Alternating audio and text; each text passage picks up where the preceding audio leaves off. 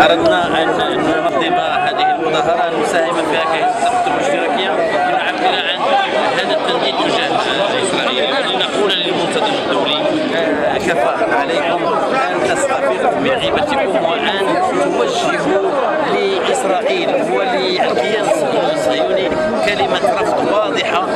لتتوقف هذه الأعمال ولينعم الشعب الفلسطيني بحقوقه الكاملة في قيام دولته المستقلة. للشعب المغربي قاطبة بجميع أطيافه بجميع ألوانه السياسية والمجتمعية للتنديد بما تقوم به إسرائيل وكذلك رسالة للمنتظم لكي يتحرك لحماية الفلسطينيين ولتحرير غزة والتنديد بما يقوم به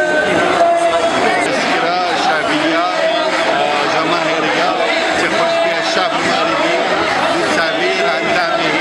الدائم للقضية الفلسطينية ودعمه كذلك لغزة التي استباحت الآلة الحربية الإسرائيلية دماءها واستباحت كذلك أبرياءها وكذلك استباحت حقها في الحياة وحقها في الوجود وحق الشعب الفلسطيني في الوجود كدولة. إذا نحن ندين هذه الجرائم ونقول للشعب الفلسطيني بأننا صامدون دولة الإرهاب الصهيوني في فلسطين المحتلة اليوم تراكم فشلها الأخلاقي وتراكم فشلها الإنساني